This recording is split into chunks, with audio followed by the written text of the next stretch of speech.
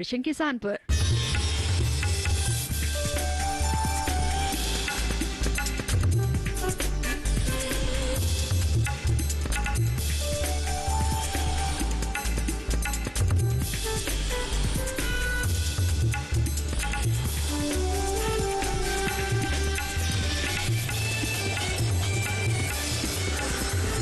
TV के साथ बदलते भारत की शान।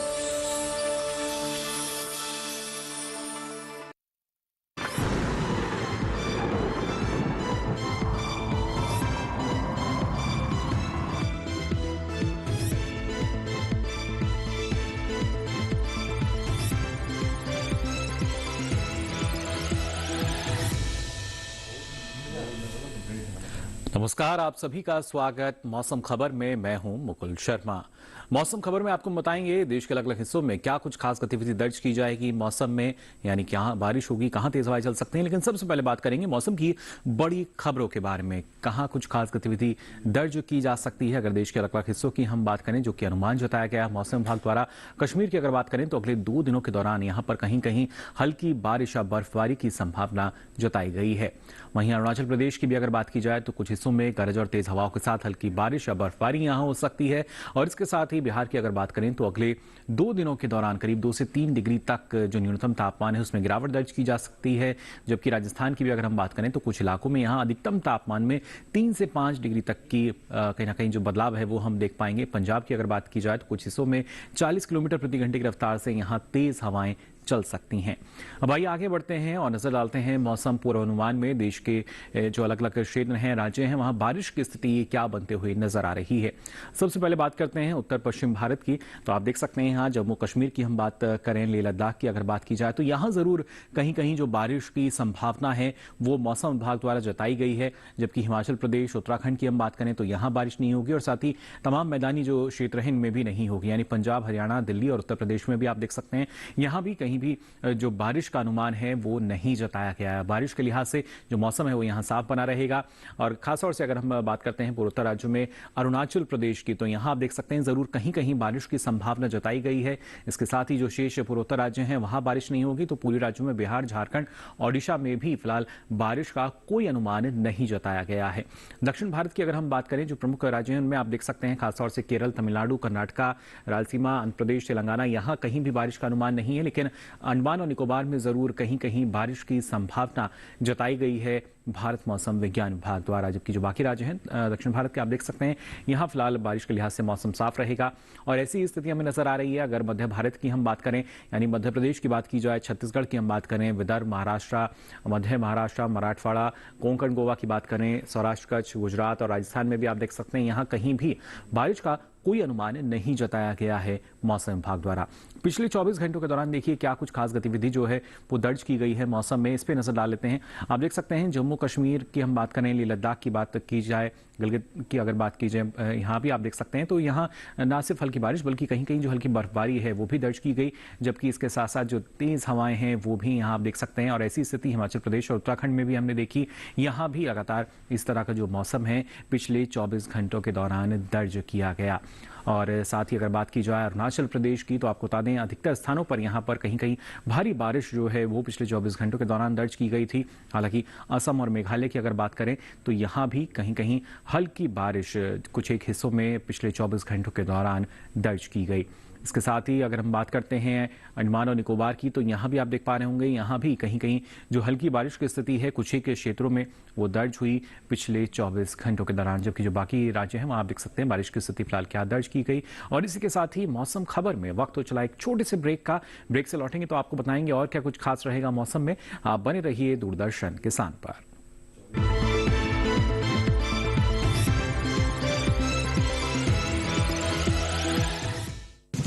ओ हरी भैया, अरे वाह, खेतों में कौन सी फसल लगाए हो? 12 महीने कमा कर दे ऐसी फसल। क्या? मैंने नया व्यवसाय शुरू किया है। उसके लिए पैसे?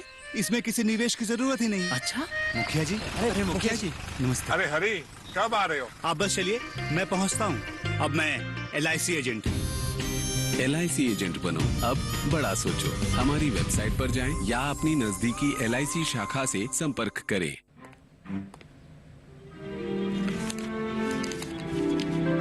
इतनी जल्दी पैसे डबल। ओ, जमा करोगे तो फिर भुगतोगे। यहाँ लो, ऐसी लुभाने वाली स्कीम में पैसे जमा करना यानी धोखे की संभावना, इसलिए पहले पूरी जांच, उसके बाद पैसे जमा, नहीं तो आपके पैसे हो जाएंगे आरबीआई कहता है जानकार बनिए, सतर्क रहिए।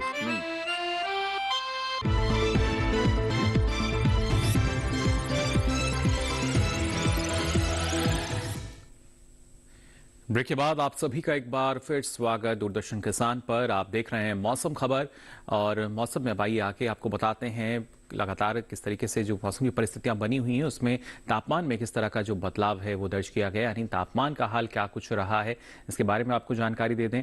और खासतौर से अगर हम पहले बात कर रहे हैं यहाँ पे अधिकतम तापमान की, तो आप देख सकते हैं उड़ीसा में 5.1 डिग्री सेल्सियस ज्यादा दर्ज किया गया अधिकतम तापमान, यानी इजाफा जो है अधिकतम तापमान की स्थिति में यहाँ दर्ज हुआ है। साथ ही झारखंड, पश्चिम बंगाल की हम बात करें, तेलंगाना और तटीय आंध्र प्रदेश में भी आप देख सकते हैं यहाँ पर करीब 3.1 से 5.1 डिग्री सेल्सियस का इजाफा दर्ज हुआ अधिकतम तापमान में सामान्य तापमान के मुकाबले पिछले 24 घंटों के दौरान। यानी जो बदलाव है इन राज्यों में देखिए दर्ज किया गया है अलग अलग क्षेत्रों की अगर बात की जाए। और सबसे अधिक तापमान आप देख सकते हैं रायलसीमा के कर्नूल में दर्ज किया गया और यहाँ अधिकतम तापमान रहा 37.9 डिग्री सेल्सियस, जो कि सबसे अधिक रहा है पिछले 24 घंटों के दौरान। अब आगे बढ़ते हैं, बात कर लेते हैं न्यूनतम तापमान की स्थिति की। तो आप देख सकते हैं असम, मेघालय की हम बात करें या फिर नागालैंड, मणिपुर, मिजोरम और त्रिपुरा की बात की जाए तो यहाँ न्यूनतम तापमान जो है उसमें इजाफा दर्ज हुआ है। इन क्षेत्रों में करीब 1.6 से 3 डिग्री सेल्सियस अधिक दर्ज किया गया है न्यूनतम तापमान सामान्य तापमान के मुकाबले। और इसके साथ ही अगर बात की जाए खासतौर से हरियाणा, राजधानी दिल्ली की, तो यहाँ भी आप देख सकते हैं जो न्यूनतम तापमान है उसमें गिरावट दर्ज की गई है 3.1 से 5.1 डिग्री सेल्सियस, ये कम दर्ज किया गया है सामान्य तापमान के मुकाबले। अगर देखा जाए हल्की गिरावट जो है इसमें देखी गई अलग अलग क्षेत्रों में। और साथ ही आप देख सकते हैं रायलसीमा की हम बात करें, तमिलनाडु, पुडुचेरी की अगर बात की जाए तो यहाँ भी न्यूनतम तापमान में कमी नजर आ रही है। 3.1 से 5.1 डिग्री सेल्सियस की जो कमी है, गिरावट जो है वो यहाँ न्यूनतम तापमान में दर्ज की गई है सामान्य तापमान के मुकाबले। और इस बीच सबसे कम तापमान देखिए कहाँ दर्ज किया गया है, पंजाब के अमृतसर की अगर हम बात करें तो यहाँ पे सबसे कम तापमान दर्ज हुआ और तापमान रहा 3.6 डिग्री सेल्सियस, जो कि सबसे कम दर्ज किया गया है पिछले 24 घंटों के दौरान। तो जाना आपने किस तरह का बदलाव जो है वो अधिकतम और न्यूनतम तापमान की स्थिति में फिलहाल दर्ज किया गया है। लेकिन देश के प्रमुख शहरों की अगर बात की जाए वहां पर अधिकतम और न्यूनतम तापमान की स्थिति क्या रही है, आइए इस पर भी डालते हैं नजर।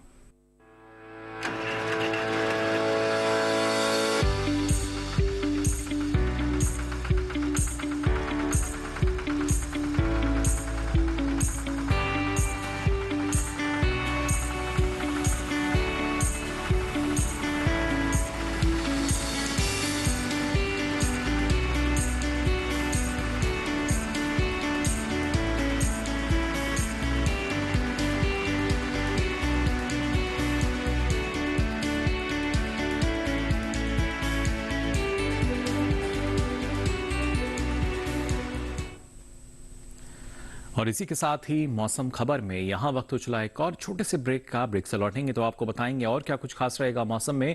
आप बने रहिए दूरदर्शन किसान पर।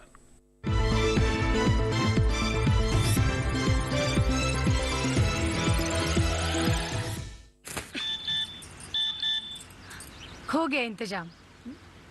किसका? गुड्डी की फीस का। दिखा। 20,000 का लोन तुरंत। पता है कौन दे रहा है, ब्याज कितना है? लोन विनियमित संस्थानों से ही लें और कर्ज उतना जितनी जरूरत, वो भी जांच कर। हो गया इंतजाम। पगार एडवांस में भेजिए। आरबीआई कहता है सही वित्तीय बर्ताव करे आपका बचाव।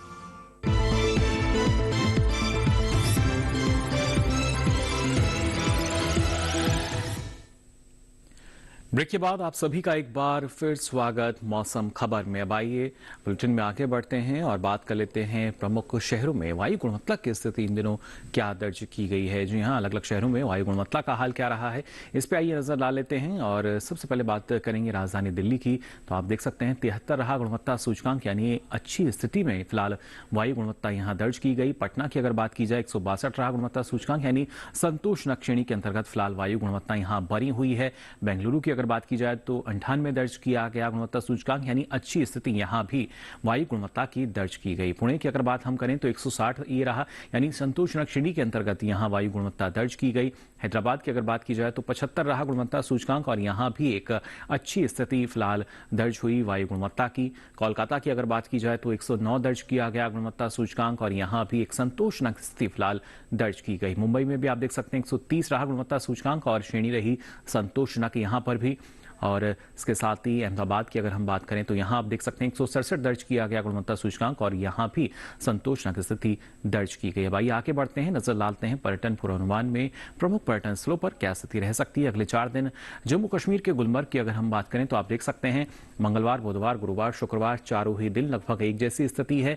कुछ एक जगह जो बादल हैं वो जरूर छाए हुए रहेंगे। ऐसे में जो अधिकतम तापमान है करीब -1 या 1 डिग्री सेल्सियस के आसपास रह सकता है, जबकि न्यूनतम तापमान जो है ये करीब -8 से आप देख सकते हैं -5 डिग्री सेल्सियस के आसपास बने रहने का अनुमान जताया गया है अगले 4 दिनों के लिए। हिमाचल प्रदेश के शिमला की अगर बात की जाए तो यहां आपको दिख रहा होगा मंगलवार से लेकर शुक्रवार तक पर्यटन के लिहाज से काफी बेहतर स्थिति, क्योंकि कोई भी खास गतिविधि यहां शिमला में दर्ज नहीं की जाएगी। और ऐसे में जो अधिकतम तापमान है करीब 14-15 डिग्री सेल्सियस रहेगा, तो वहीं न्यूनतम तापमान भी करीब 3 से 4 डिग्री सेल्सियस के आसपास बने रहेंगे अगले 4 दिनों के लिए। तो शिमला का अपने मौसम जान लिया अगले 4 दिन। वहीं उत्तराखंड के नैनीताल की अगर बात की जाए तो यहां भी आप देख पा रहे होंगे मंगलवार से लेकर शुक्रवार तक एक जैसी स्थिति है। जो मौसम है उसमें कोई भी खास गतिविधि दर्ज नहीं की जाएगी, मौसम खुला रहेगा। और ऐसे में जो अधिकतम तापमान है करीब 18 से 20 डिग्री सेल्सियस, तो न्यूनतम तापमान करीब 8 से 10 डिग्री सेल्सियस के आसपास बने रहने का अनुमान जताया गया है भारत मौसम विज्ञान विभाग द्वारा। अब आइए आगे बढ़ते हैं और बात कर लेते हैं अरुणाचल प्रदेश के तवांग की। तवांग में आप देख सकते हैं मंगलवार में यहां पर बारिश की संभावना जताई गई है सीधे तौर पे, जबकि अगले 3 दिन यानी बुधवार, गुरुवार, शुक्रवार की हम बात करें तो इन 3 दिनों के दौरान भी जो बादल हैं कुछ एक जगह वो लगातार छाए हुए रहेंगे। ऐसे में जो अधिकतम तापमान है करीब 8 से 9 डिग्री सेल्सियस रहेगा, जबकि न्यूनतम तापमान जो है वो 0 या 0 से नीचे यानी -1 डिग्री सेल्सियस तक पहुंचने का अनुमान जताया गया है मौसम विभाग द्वारा। महाराष्ट्र के महाबलेश्वर की अगर हम बात करें तो यहां आप देख सकते हैं मंगलवार, बुधवार, गुरुवार 3 दिन जो मौसम है वो पूरी तरीके से खुला नजर आ रहा है। कोई भी खास गतिविधि इसमें दर्ज नहीं की जाएगी, जबकि शुक्रवार में जरूर कुछ एक जगह जो बादल हैं वो छाए हुए रह सकते हैं। अधिकतम तापमान इस दौरान करीब 29 से 30 डिग्री सेल्सियस रहेगा, तो न्यूनतम तापमान करीब 13 से 16 डिग्री सेल्सियस के आसपास बने रहने की संभावना जताई गई है मौसम विभाग द्वारा। वहीं तमिलनाडु के कन्याकुमारी की हम बात करें तो यहां भी आप देख सकते हैं मंगलवार, बुधवार, गुरुवार, शुक्रवार चारों ही दिन लगभग एक जैसी ही स्थिति है, यानी जो बादल हैं वो जरूर छाए हुए रह सकते हैं कुछ एक जगह पर। और ऐसे में जो तापमान है करीब 35 से 36 डिग्री सेल्सियस के आसपास रह सकता है, जबकि न्यूनतम तापमान जो है वो करीब 22 डिग्री सेल्सियस के आसपास बने रहने का अनुमान जताया गया है भारत मौसम विज्ञान विभाग द्वारा। तो जान लिया आपने अलग अलग जो हमारे पर्यटन स्थल हैं किस तरह का मौसम वहां आपको मिलेगा। अब आइए आगे बढ़ते हैं, मौसम खबर में बात कर लेते हैं। फिलहाल मौसम को ध्यान में रखते हुए जो हमारे किसान हैं वो अलग अलग राज्यों में किस तरह के कृषि कार्य कर सकते हैं, यानी अभी जो फसलें उन्होंने लगाई हुई हैं अलग अलग क्षेत्रों की अगर बात की जाए तो किन बातों का उन्हें ध्यान रखना होगा, किस तरह का प्रबंधन उन्हें अपनाना होगा, और अगर मौसम को ध्यान में रखते हुए कृषि कार्य करते हैं तो कितना लाभ उनको इसके जरिए मिल सकता है। आइए जान लेते हैं सारी जानकारी हमारी इस रिपोर्ट में। हिमाचल प्रदेश के ऊपरी इलाके में प्याज और लहसुन में निराई गुड़ाई करें। इसके साथ ही यहाँ मटर की बेलों को सहारा दें। वहीं हिमाचल प्रदेश के मध्यम ऊंचाई वाले इलाकों में लहसुन और गेहूं को रोगों से बचाएं। हिमाचल प्रदेश के उप पर्वतीय और निचले इलाके के किसान इस समय खेतों में नमी बनाए रखने के लिए सब्जियों की पंक्तियों के बीच में मल्चिंग करें। यहीं इस समय सब्जियों की नर्सरी को घास और पॉलीशीट से ढक सकते हैं। इसके साथ ही नर्सरी से जल निकासी की उचित व्यवस्था करें। हिमाचल के उप पर्वतीय और निचले इलाके में ही मूली और शलजम में विरलीकरण करें। साथ ही आलू में मिट्टी चढ़ाने का काम करें। वहीं जम्मू कश्मीर के उपनम इलाके में गेहूं को रोगों से बचाएं। वहीं जम्मू कश्मीर के मध्यवर्ती हिस्सों के किसान इस समय खेतों में किसी प्रकार का छिड़काव न करें। उत्तराखंड की बात करें तो यहाँ के भाबर और तराई इलाके में मसूर में सिंचाई करें। इसके साथ ही यहाँ लौकी की बुआई के लिए खेत तैयार करें। उत्तराखंड के ऊपरी इलाके में सांवा की बुआई के लिए खेतों में जुताई करें। यही पत्ता गोभी की जड़ों में प्राकृतिक चीजों से मल्चिंग करें। उत्तराखंड के ऊपरी इलाके में ही शिमला मिर्च की नर्सरी तैयार करें। बुआई के बाद नर्सरी में मल्चिंग करें और बीजों के अंकुरण के बाद उन्हें हटा दें। उत्तराखंड के उपनम इलाके में बरसीम, रिचका और जौ जैसी चारा फसलों की कटाई के बाद सिंचाई करें। यहीं इस समय आलू खुदाई के लिए तैयार है। ऐसे में किसान खुदाई से 7 से 10 दिन पहले पौधों की ऊपरी पत्तियों को काट दे। तो जाना आपने किसान कौन कौन से कृषि कार्य कर सकते हैं, खासतौर से पहाड़ी राज्यों की अगर बात की जाए, जम्मू कश्मीर की हम बात करें, हिमाचल प्रदेश की बात करें या फिर उत्तराखंड की बात की जाए। और खासतौर से इन दिनों हमने देखा जो पहाड़ी क्षेत्र हैं वहां पे कुछ एक जगह बारिश की भी संभावना जताई गई है। तो ऐसे में आप जो सिंचाई है वो ना करें, मौसम की पूरी जानकारी रखें और इसके साथ साथ जो खरपतवार नाशी या किसी भी दूसरे रसायन का फिलहाल इस्तेमाल ना करें, छिड़काव अभी उसका ना करें, क्योंकि जब बारिश की स्थिति रहती है तो वो ना सिर्फ खराब जाएगा बल्कि उसका नुकसान भी आपको उठाना पड़ सकता है। और साथ ही उत्तराखंड जैसे राज्य की भी अगर बात की जाए तो यहाँ पे इस समय में जिस तरह की मौसम की परिस्थितियां बनी हुई हैं उसको ध्यान में रखते हुए आप तमाम कृषि कार्य कर सकते हैं। अब आइए आगे बढ़ते हैं और आज की फसल में आपको जानकारी देते हैं भिंडी की खेती के बारे में। इसकी कौन कौन सी अच्छी उन्नत किस्में हैं जिनका इस्तेमाल आप कर सकते हैं और कैसे इनके जरिए अच्छा उत्पादन आपको मिल सकता है इस मौसम में भी। जान लेते हैं ये सारी जानकारी हमारी इस खास रिपोर्ट में। ये मौसम भिंडी की बुआई के लिए अनुकूल है। उत्तरी भारत के मैदानी इलाकों में गर्मी की फसल जनवरी के अंतिम सप्ताह से मार्च तक और बरसात की फसल जून से जुलाई तक बोई जाती है। 1 हेक्टेयर में भिंडी की बुआई के लिए 18 से 22 किलो बीज पर्याप्त है। भिंडी की बुआई करने से पहले खेतों को जोतकर तैयार कर ले। खरपतवार को साफ कर ले। बुआई करते समय कतार से कतार की दूरी 30 सेंटीमीटर और पौध से पौध की दूरी 13 से 15 सेंटीमीटर रखें। किसान भिंडी की कई किस्मों की बुआई कर सकते हैं, जैसे पूसा मखमली, पूसा सावनी, लाल भिंडी और IHR 31 आदि। पूसा मखमली किस्म की भिंडी की लंबाई 6 से 8 इंच तक होती है। ये भिंडी लंबी, सीधी, चिकनी और हरे रंग की होती है। पूसा सावनी किस्म की भिंडी की लंबाई 10 से 15 सेंटीमीटर होती है। ये लंबी, पतली, नरम, चिकनी और गहरे हरे रंग की होती है। पूसा सावनी किस्म की 1 हेक्टेयर में 80 से 100 क्विंटल तक पैदावार ली जा सकती है। लाल भिंडी लंबी, सीधी और गुदेदार होती है, जबकि IHR 31 किस्म की भिंडी की लंबाई 24 सेंटीमीटर तक होती है। ये मोटे गुदे वाली और हल्के हरे रंग की होती है। अगर बात सिंचाई की करें तो बुआई के तुरंत बाद फसल में पहली सिंचाई करें और फिर दूसरी और तीसरी सिंचाई 3 से 4 दिन के अंतराल पर करें। फसल की अच्छी पैदावार के लिए खेतों में समय समय पर निराई गुड़ाई करते रहें।